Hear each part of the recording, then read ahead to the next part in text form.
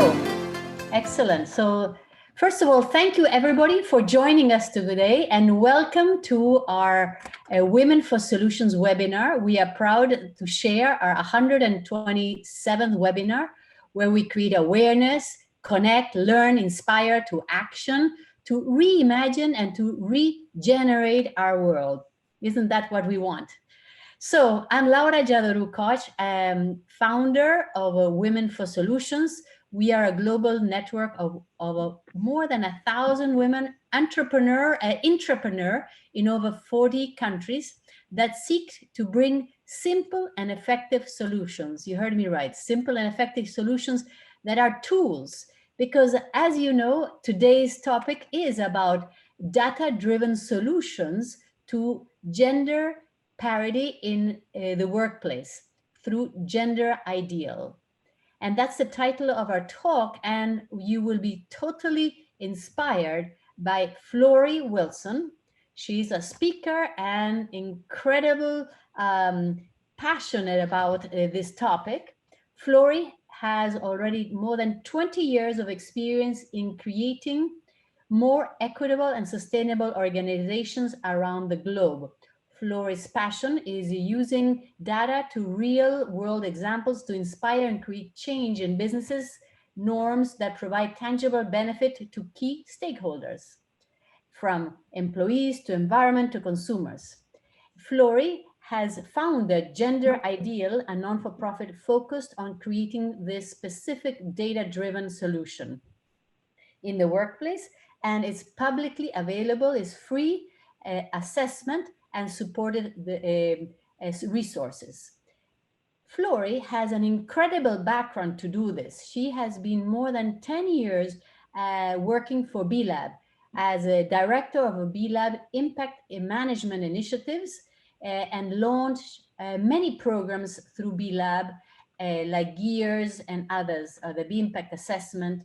Flory has also an incredible background in investment policies and oversee private investment through the OPIC in Washington, OPIC. And Flory, before we start, we always do what we call the Women for Solutions empowering move. That is to move the shoulders back, to put your chin up, to make your eyes bright with a lot of joy and good energy, and with a super wide smile. Flory, the floor is all yours, and please tell us why and how you became so passionate about this very, very important solution for the world. Yeah, well, thank you, Laura, for that wonderful introduction, and thank you all for the opportunity to be here with you today. I think, like many of you, I feel impassioned about this topic, and I'm a very action-oriented person. So the fact that this group's name is Women for Solutions really resonates with me, and I think we all have aligned goals and objectives. So I'm looking forward to our conversation today. And Laura, to answer your first question, I would say, as you mentioned, I spent 10 years at B-Lab, which is an incredible organization with a strong mission and wonderful people. I left about 2 years ago and was really at a crossroads in my career. I spent a lot of time reflecting, what do I want to do next? What is the impact that I want to have in the world with my career? What are the specific skills that I have that may be unique? And really reflected on assessment design, engaging businesses to create change. That was all happening right around the Me Too movement, the launch of the SDGs and the emphasis on SDG 5, right, focused on women's empowerment. I'm a mother to a son and a daughter, and thinking about what I want their world to look like when they're adults really affected my exploration and decision to build Gender Ideal. So I hope that helps kind of frame why I'm doing this work, and I appreciate that as a starting question. I think there's been a long overdue awareness of the issue of inequity and inequality in the workplace that has certainly become more evident in the last 10 months of the COVID pandemic and, the Black Lives Matter movement in the wake of the George Floyd killing. And that really puts front and center the need to an awareness that all of our sisters and brothers require support and opportunity. And that's really what we're focused on with Gender Ideal. I just want to check, are you able to see my slides on the screen? No, not yet. I don't see the slides yet. So if you want to share, maybe make sure they are open in your computer. But yes, that's why Women for Solution was created. There we go. Your slides are on. Thank you. Excellent. Okay, perfect. Great. So Gender Ideal's vision is that we will create a future of work and workplaces that are inclusive, diverse, and equal in access and leadership, ideal for all genders. One thing that I want to highlight early is that this work is very much rooted in the intersectional identities that we bring as professionals, right? Where gender is a commonality, right? There are 51% women and people who identify as women in our world. So we hold that in common.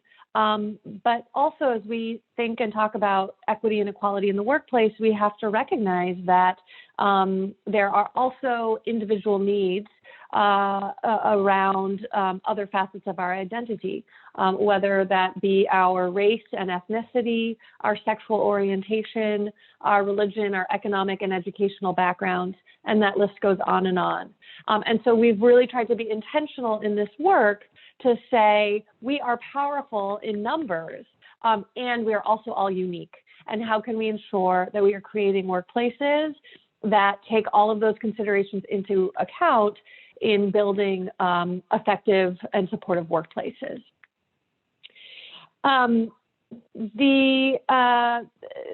We've tried to kind of frame our work around this idea of gender ideal goals. This is the shared vision for what we intend to achieve and what success will look like. And that includes workplaces that are free of bias, many forms of bias, compensation, promotion, performance and cultural bias, and harassment. Workplaces that provide comparable opportunities, leadership opportunities, economic opportunities for all employees, and organizations that have created a supportive environment through their policies, practices that allow workers to meaningfully contribute to their office, to their work, to their organization. And those are rooted in a couple of for a couple of reasons. One is, I think very much, at least historically, as we've talked about gender equity and equality in the workplace, we've really boiled it down to a couple of indicators. So how many women do you have in leadership? How many women do you have on your board?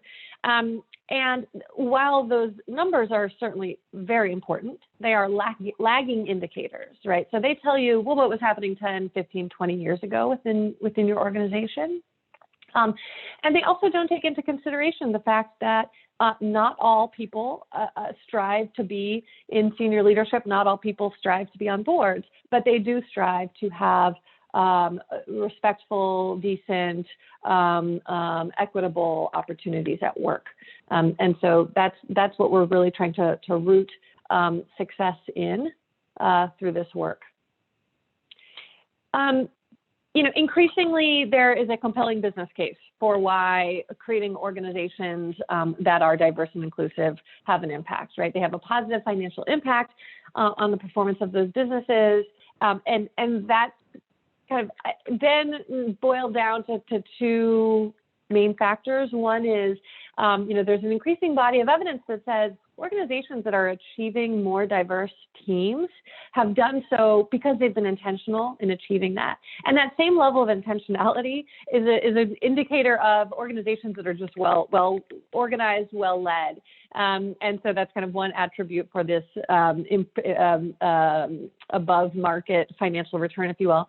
The second is the fact that when you have a diverse group of voices, you create more innovative products and services. You create better products and services. And so for those reasons, organizations tend to outperform financially. And that's all great news.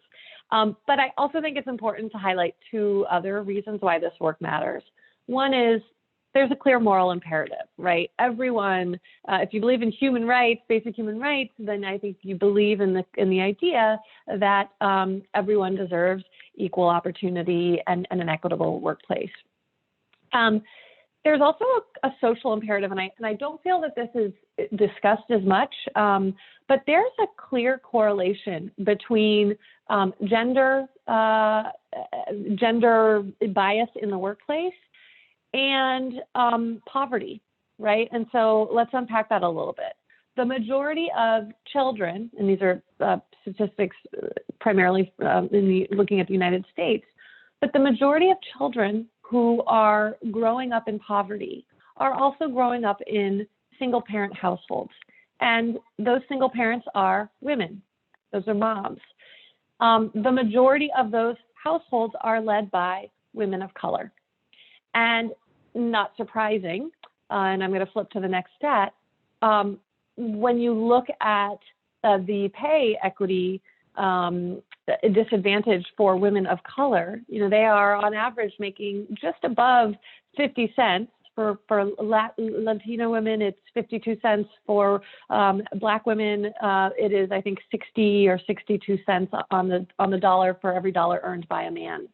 And so if we really think about this issue from a societal perspective, we can solve poverty, child poverty, and we can begin to really break the cycle of poverty that persists in our country if we address equity and equality through a gender lens in the workplace. I just highlight that because I don't think that's been part of the discussion as much as it should be. But that is a compelling, in my mind, a compelling moral and social reason why this work matters. So on this slide, and I boiled down the stats to one slide. This could be like a 20-slide deck here on all of the metrics that tell us how much further how much work we have ahead of ourselves to really achieve equity. But just a few things to highlight. I mean, 7% of Fortune 500 companies led by women. Just this week, Walgreens announced they are bringing Roz Brewer in from Starbucks to be their CEO. She is now officially the third Black female CEO of a Fortune 500 company. So while there's a lot to celebrate in terms of her appointment to that position, it also goes to show that when you can count on one hand those numbers, we've got room to grow. As you go down the chain, I mean, 32% of women in senior leadership. In some industries, that figure is more like 5%. You look at more traditional industries, oil and gas, et cetera. The numbers are quite low. So there's room for improvement. Now, I think the question when we kind of dig into this more, why are workplaces not making progress, right? We've got a compelling business and moral case to do this. The outcomes are positive. So why aren't results showing that current approaches are working? Well, let's talk about that for a couple of minutes. There was a wonderful book that was published about a year ago called Diversity, Inc. I would encourage folks to read it. But the author talks about the fact that for nearly 2 decades now in the United States, we've been spending about $8 billion on diversity initiatives in the workplace. So effort is being put into this. 90% of corporations say they have some initiatives in place. And yet, when you look at the data, the stats again, progress has been very limited and not commensurate with the effort and certainly the money that's being contributed to this. And we see those limitations in the fact that fewer than a quarter employees actually think that they are benefiting from these initiatives, and that 80% of women, when asked if you could get a job in an organization that has more equitable policies, would you leave your current role? 80% of women said yes. So there is a disconnect here, right? I think there's good intent, but something is broken in this cycle. And that's really what we are trying to address with Gender Ideal. So it's not whether this matters anymore. And if that statement wasn't true a year ago, I think, again, in light of the events of the last 10 months, certainly in the conversations that I'm having, organizations are no longer asking, do we need to do this, but rather, how do we do this, right? What is it that an organization should do to begin to address the issue? And how can they have the greatest impact or generate the best outcomes in the effort that they put in? So in the research that I've done and the conversations I've been having, I kind of classify organizations in kind of three different steps in this process. The first is organizations that say, we know we need to do something, we haven't started, and we don't know what to do. Those organizations don't yet have any budget allocated to these initiatives. They tend to be businesses that have been around in more traditional sectors.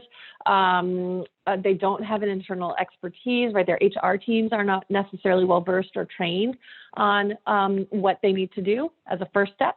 So they don't have a plan.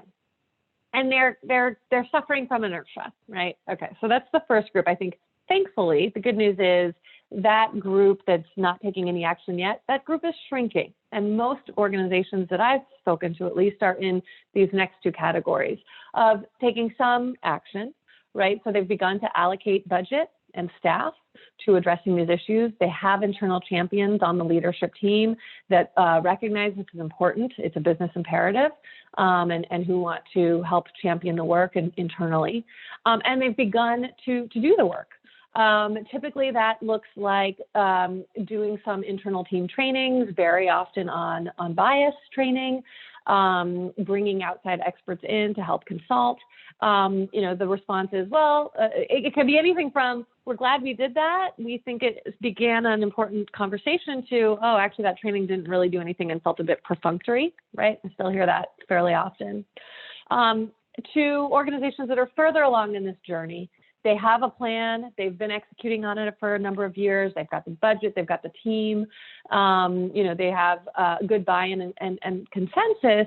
And yet, it still feels like they're not really sure, when are we going to know that we have been successful? When can we really celebrate those successes? And we're not really sure what that looks like 3 years, 5 years from now.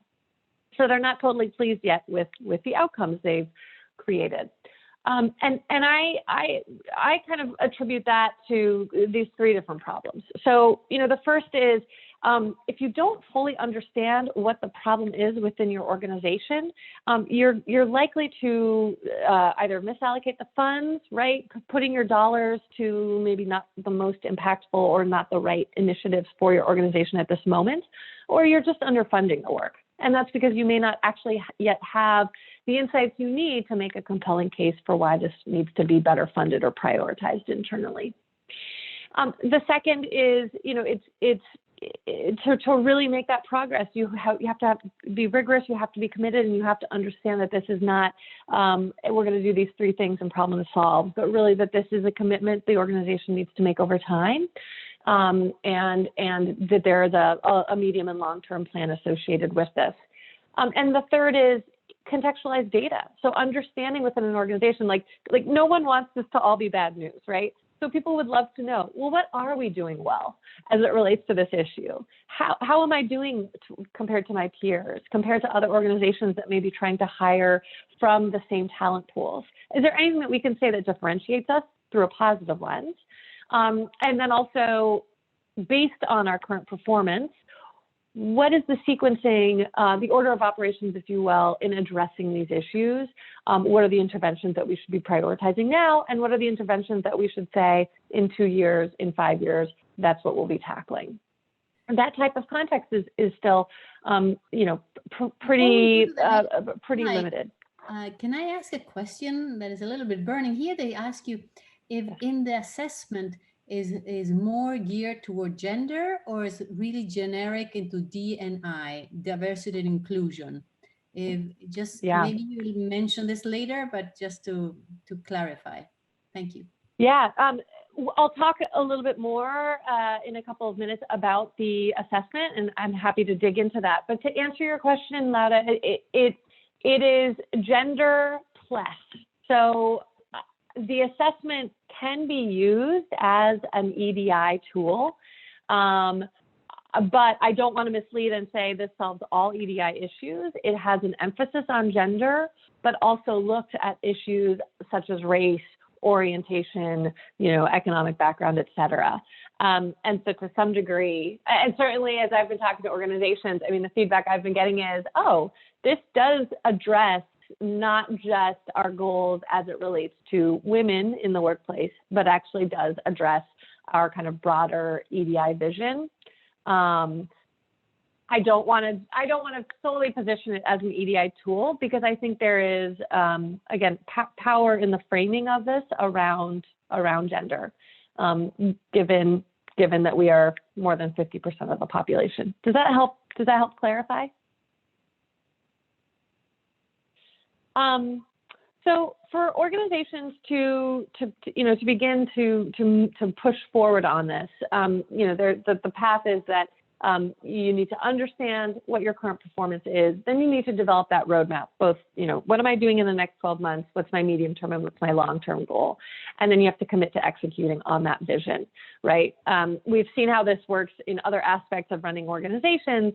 The same is true as it relates to this issue. Where we are trying to disrupt that cycle is what we find, generally speaking, organizations recognize that this is a priority. They commit some team, some budget to it. But then, without really understanding what the issue is, they tend to, you know, hire a consultant to come in and kind of diagnose and then solve the issues. Or they kind of do a handful of trainings without that long-term vision. And what Gender Ideal is intending to do is to say, you know, let's first assess before you go out and hire that consultant, or before you set your budget for trainings on this issue for the year. Let's understand holistically how your organization is performing. And you can do that at no cost, right? This is a public good. So that's your first step. Assess the organization. That process of assessment helps to educate the team that's participating in this area on what other things are that perhaps they haven't considered that the organization could do. And then the second step is, now that you understand your performance and you have a sense of your comparative performance through benchmarking, as well as what those next steps are through recommendations that are generated via the Gender Ideal platform, you can commit to taking action. And then that becomes a bit of a cycle, right? You then execute on that, and then you reassess, and you can celebrate the progress you've made, and then you kind of commit to what the logical next steps are. The idea is a little bit that it's a breadcrumb approach. And again, this is to help kind of take away, for some organizations, that sense of either inertia on the issue or dissatisfaction in achieving goals and knowing where the work heads. So more specifically, to talk about the assessment itself, it is a web-based tool. You can access it from our website, gender-ideal.org. The assessment is holistic, and it is really intended to be a roadmap for organizations to use. When I say roadmap, what I'm underscoring is that we have leveraged all of the kind of academic and research practitioner-led learnings that have been developed in the course of the last several decades around what are those interventions that can lead to the best outcomes, but pulling them into one common framework. So as we've done our research about this industry, one of the things we've noticed is that there have been a ton of learnings, but they haven't been put into kind of a sequencing format and pulled all together. And so that's where we feel we are providing something unique to the market. We also are very much going beyond what, for many organizations, becomes a number counting exercise. Again, I said at the top of the call, so much of this discussion focuses on women in senior leadership and women on boards, and that is such a small part of the story. And also the data that we use when we have these conversations is generally from large public companies that are disclosing the data publicly. We really don't know what the story is for the 70% of people who are employed in small and medium-sized businesses, in small or medium-cap companies, or in the nonprofit or public sector. So what we know is very limited, but also what we know is more oriented towards those output indicators, and what the gender ideal assessment is really focused on is not just only those outputs, we do collect them, but what are all the inputs that are going to lead to achieving those outputs in the near and long term. The assessment today is really tailored for companies that have at least 100 employees and upwards. We segment the assessment depending upon, again, organizational size, what your workforce composition is. Do you mainly hire people on an hourly basis? There's a whole specific set of needs for that type of workforce versus employees that are on a salaried scale. And then also how old is your organization? Because so much of this stuff is very kind of cultural or social embedded in the organization. And there's a calcification that can come over time. So certain questions are tailored depending upon the maturity of the organization. The assessment, again, can be accessed through the website, and throughout the assessment, as you click through the questions, there are links to kind of why does this question matter? Here's the data that shows if you do this, it will drive towards outcomes that are aligned with creating a more equitable organization over time.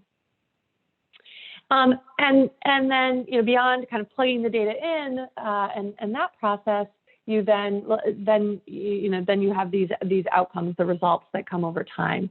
So all of that data is used anonymously in an aggregate to create a benchmarking and recommendation reports. Those benchmarking reports provide that comparative performance information, and then the recommendations, and I would say this is where we have heard kind of the most need or interest from the market, is in having a set of recommendations that really boil down what are the specific next steps we should take, how do we go about taking them. So those are the reports that come out of the assessment process for organizations. For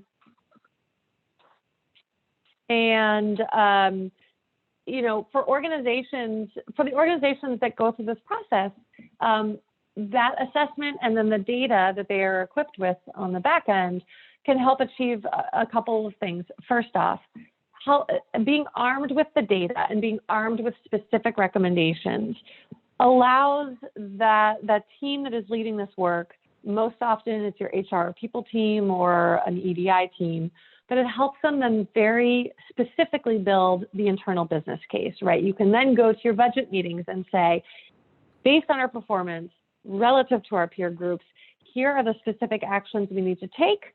Here's the budget that we need to do those things in the next 12 months.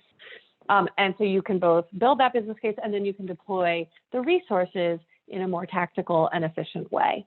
Those are the near-term impacts of going through Gender Ideal. And then in the medium and long term, the results on employee satisfaction surveys should show that these interventions have been more effective.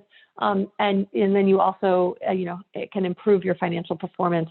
One thing I didn't note earlier, but, we talk about the financial upside of creating more diverse and inclusive teams, but there's also a financial downside for not doing that effectively. I spoke with someone at a large tech firm that has really committed to doing this work for a number of years now. And what she was saying was they have done a great job in recruiting candidates of color to work for their organization. They can't keep them. So people are leaving after 12 months. There's a real financial cost for that, right? On average, it costs about 4 months of an employee's salary to go through the recruitment and then retraining process to fill that position again. And so if we are really putting the combination of interventions together correctly, you're not just improving that financial performance, but you're reducing your cost by having a happier, more engaged workforce. We are, I've been working on this for a bit more than a year now. And at this point in our development process, we are midstream in a research pilot. We are recruiting a number of companies to take the gender ideal assessment.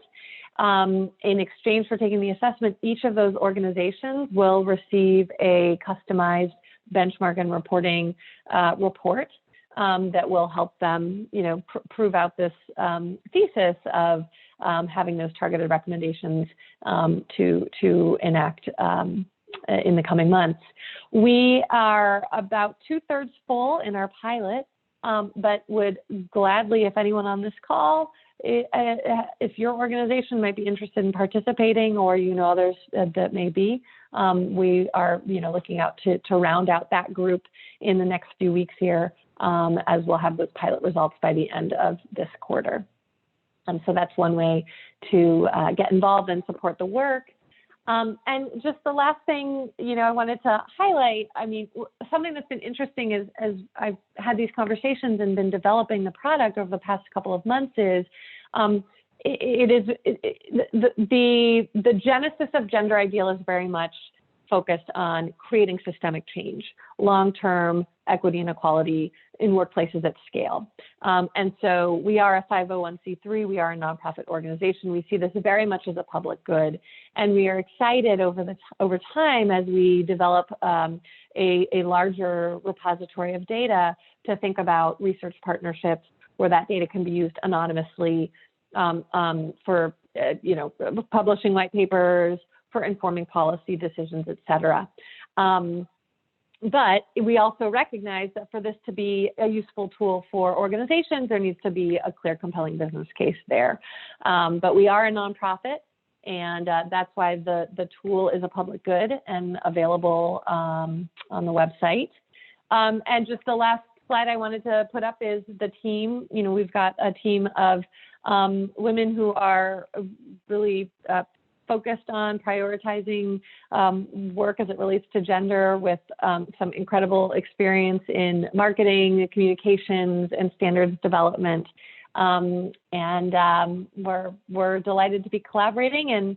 And I will pause here now, Laura, and I'm happy to answer any questions and spend more time in the assessment if you would like to, or go wherever the conversation takes us. Well, thank you very much. This is really very informative and so necessary, because if you look around, maybe you can give us more of the field in which other assessment exists on gender, diversity, inclusion, including the BIA. Where are you in this group of assessments? Free assessments, yeah. And how do you differentiate yourself? Yeah, it's a great question, and one that I have gotten in almost every conversation I've had in the last couple of months. So, certainly we're not the first to say, oh, organizations should assess themselves as it relates to their gender practices. But as I've mapped out the landscape, where we see an opportunity in our attempting to fill a niche is in the small to medium-sized business, nonprofit sector, and kind of public sector space. And I say that because there are a number of initiatives that are targeting large public companies. There's a great organization in Europe called the EDGE certification They are working with global multinational corporations with a very similar approach, frankly, to assess the organization, to create a specific recommendations for making progress. They also integrate a certification as part of that process. We, at this point, that is not part of our business model. I'm happy to talk about where incentives does fit in our business model, but I would say the EDGE certification is probably most similar, but again, they're targeting large public companies, and we're saying, look, we'll take the other 70% of the market that doesn't necessarily have the big budgets and all the resources to put to this, but who are deeply committed to making progress. There are Bloomberg is doing a lot of good data, and actually there are a number of different organizations that are taking publicly disclosed data from large capital companies and kind of building indices or certifications. There are also some very industry-specific initiatives, and we are trying to, work across industry in the near term. As it relates to the B impact assessment, I mean, in many ways, I helped create our first BIA for companies that were outside of the United States. My background is in international development. So in many ways, there are similarities, right? It's a holistic lens looking across, many different ways that we have impact on gender. I think what's different is this assessment is, depending upon the specifics of your organization, it's anywhere from 50 to 100 questions looking just at the organization's performance on this issue, whereas the B impact assessment goes across, many different topics: governance, environmental impact, community impact as well. So we're more narrowly focused. But I would say, and again, using VLab in many ways as a roadmap, this idea of building tools to incentivize and inspire and make very tactical how a company can get better. I love how VLab has done that. That's what I was managing in our impact management initiative, and I'm trying to bring that same approach to bear on this initiative. And I guess maybe just the last thing, I'll anticipate a question around, well, what are the incentive structures? How do you motivate companies to create change? I think there are a number of ways to do that with this initiative. I do see the opportunity to celebrate excellent performance. And so to have, best places on gender equity lists and rewards. One of my personal peeves as I was doing research on this space, I looked at the methodologies that many organizations use when they create their best places for women to work lists. And I have to tell you, we are setting such a low bar. It's a race to the bottom. And so I think with the gender ideal assessment, we can say, here's a really high aspirational standard. And so if a company is doing well on this, these really are the organizations that should be celebrated for their performance on equity and gender. So lists, different industries. I also think industry incentives where, I've had a conversation with some kind of newer renewable energy industries where they have associations already formed focused on equity and equality in those organizations to say, here's a great way to compete to a race to the top is one way to build incentives on doing this work. So that's very interesting. What about the WEPs, the Women Empowering Principle, the UN, and also yes. Because there's, when I really like your logo. So this is a two-part question. Do people who actually do your assessment and can they use their logo or not? Or this is something you have for the future? Yeah, great question. And thank you for mentioning WEP. So I think WEP is a great tool. And as I went through and mapped after creating the gender ideal assessment, I mapped it to WEP. We overlap on many of the same topics. I would say the gender ideal assessment goes a little bit deeper in areas that are focused on policies that create the organizational culture. So that's kind of one key difference. The other difference is, Can you give us examples of those policies? Yeah, certainly. So some of the policies that we ask about in the assessment and would encourage companies to consider implementing are as simple as, do you encourage all of your employees to share their pronouns? And do you have a policy in place that creates a safe environment for individuals to share their pronouns?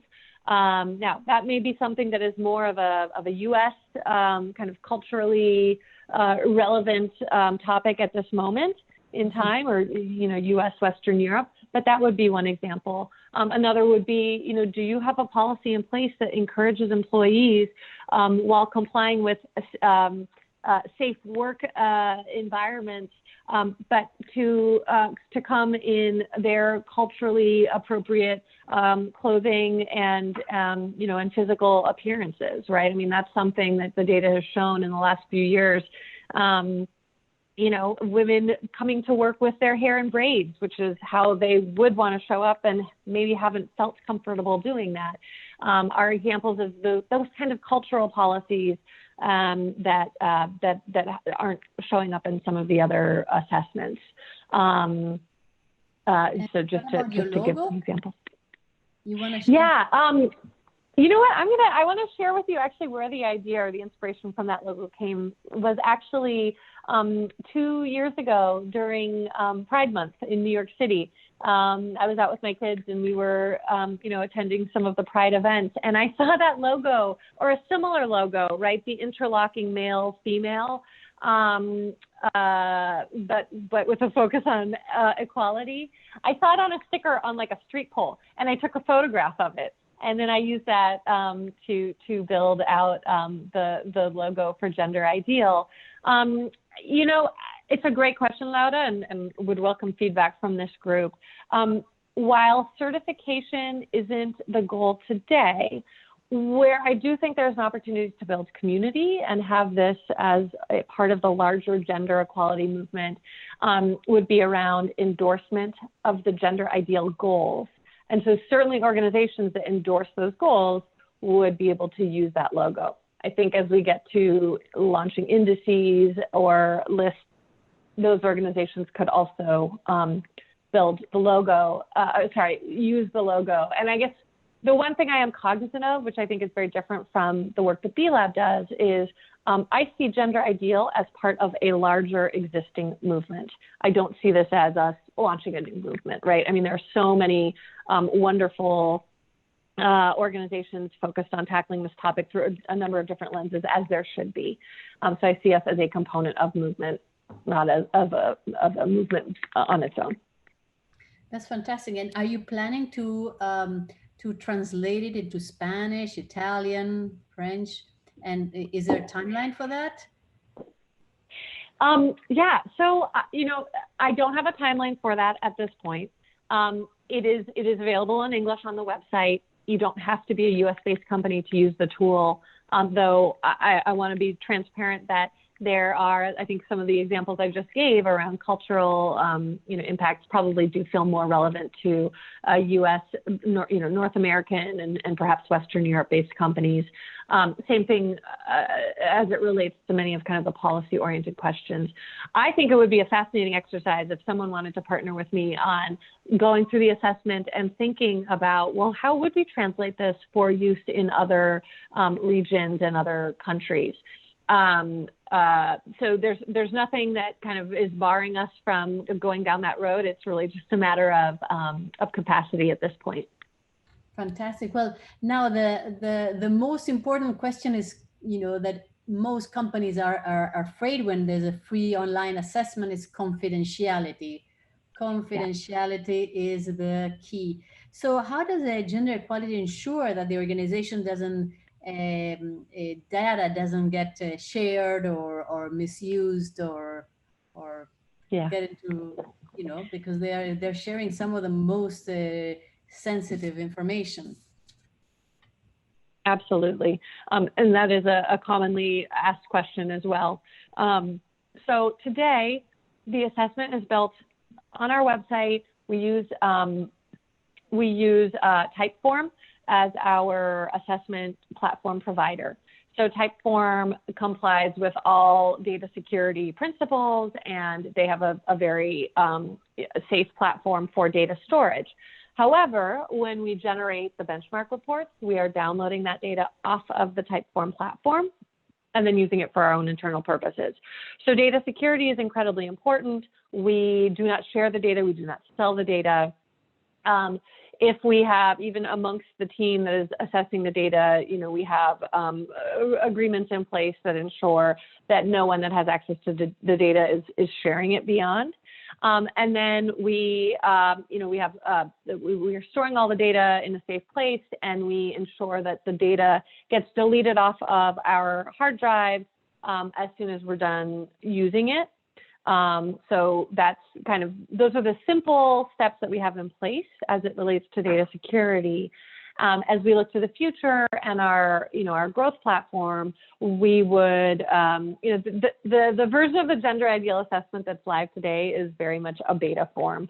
And our goal is to fundraise and then build a platform that's even more sophisticated. And with that would come, you know, kind of the best-in-class data security practices as well.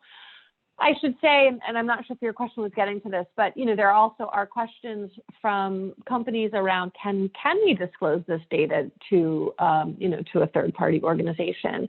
There are privacy issues or sensitivity issues, I should say, around, you know, pay equity data. Sharing that with a third-party organization, does that make it publicly held data? So that is figuring out how to collect data and ask the questions in a way that ensures companies are still compliant with their own, you know, laws on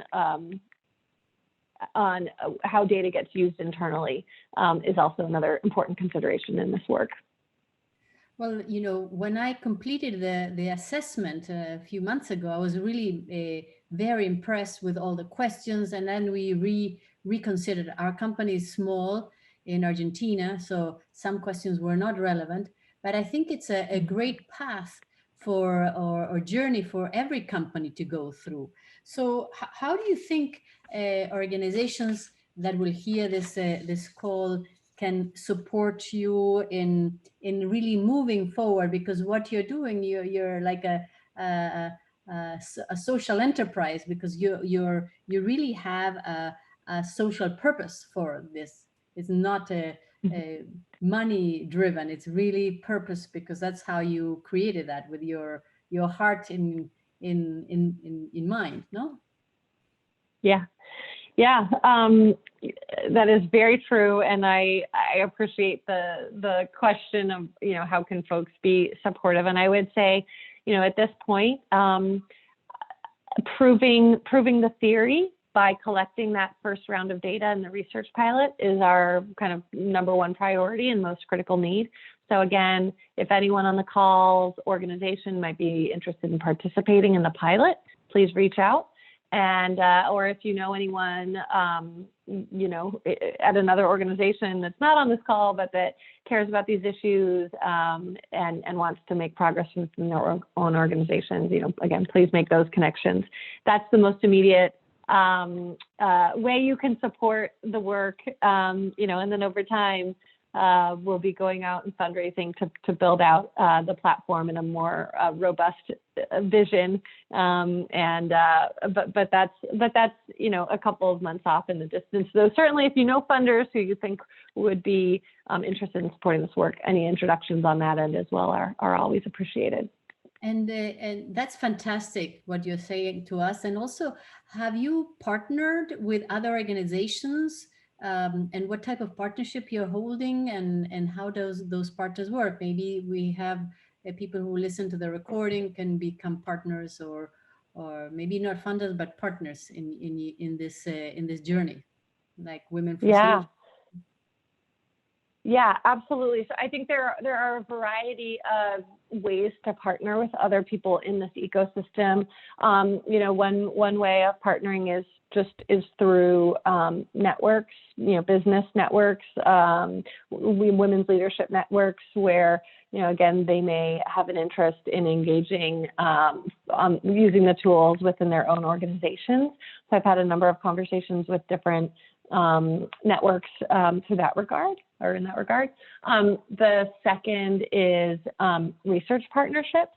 So I do, there's so much incredible work that has been done and continues to be done at different academic institutions and business schools around the country on this topic. And so, partnering with some of those experts and practitioners is another opportunity. The third is, I would say, I didn't mention this earlier. I mean, I talked about the role that kind of diversity consultants play in the space. Many of those professionals have developed their own assessments or scorecards that they use with their own clients. I think there's an opportunity to partner with diversity, inclusion, equity consultants to say to them, instead of developing your own assessment, you can use this assessment with your clients. And the value to them is it then puts their own work into a larger context, right? Through that kind of comparative or contextualized data and recommendations. It also, though, serves, this kind of greater good of the more data we have, the more we can use that data to drive policy change, to inform further research and really understand where we are today and where we want to go in the future. So I think partnering with consultants in using the data and engaging with their clients is another opportunity. Well, this is fantastic. So at this point, we are close to the hour, and we'll have to close the call. But is there any other issues you want to tell us about? When you start this assessment, and you say you want to target companies that have more than 100 employees. So basically, do they need to have a board approval to do this assessment? How does any governance work to get it done? Because I'm sure many women would want to get it done, but That's a great question. And so the process as it has gone thus far is, I'm generally introduced to someone who is kind of running HR or running a people team, or who's leading, inclusion work within the organization, and kind of talking through the process with that person. It does not require board approval. It's really more of a leadership buy-in thing. There's no budget associated, right, with participating.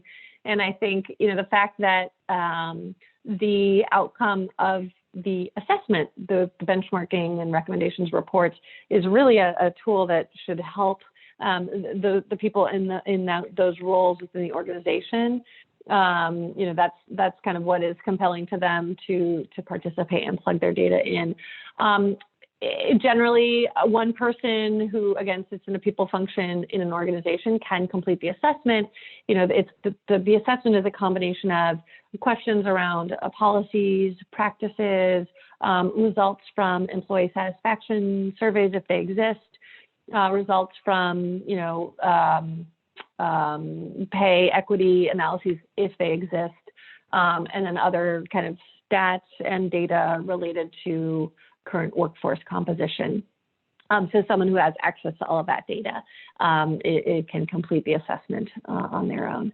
And I should say, I mean, a goal of this platform as we scale over time is to build it in a way where it can integrate with other HR and data management tools, because I know, and we heard this at B-Lab all the time as well, the process of kind of taking data that may live in one place and plugging it into another platform is a bit onerous. And so ensuring that as this scales, that we are able to really seamlessly connect with that data inside organizations is certainly a goal. But for now, it's a pretty straightforward process. And I should also say, in addition to filling the assessment out online, a number of our pilot participants have asked actually just to fill it out in a spreadsheet and send me the data. And so that's another way to complete the data, to complete the process. Fantastic. And do you also, can a student, if they have an imaginary company, just to understand the process, that's what they do at B-Lab, can that be done too? Because this is a very valuable tool as well for B-Lab, no? Yeah, absolutely. I mean, anyone can kind of go in, create a profile, create a fictitious company, and on the back end, we're able to identify those, so they don't go into the general benchmark data. But yeah, it's there for anyone to use for any purposes. Excellent. Well, thank you so much. This has been very valuable, and as you know, we are Women for Solutions, so this is we are really all for about these very simple tools that can be scalable, that can really create impact. And what I love about tools is that, as always, they are a choice you can make. They're not just hope. It's real tools that really create change. And on that, I would like to thank you tremendously, because this has been really a great talk. And our next conversation or webinar will be the 23rd of February with Dr. Sila Ellsworth. And the topic is how to transform anger into positive power. She is a 3-time Nobel Peace Prize proponent. She has created peace in many ways, in big ways. So that's one of the things that we can then further discuss with Flory about. Is she asking about conflict resolution in her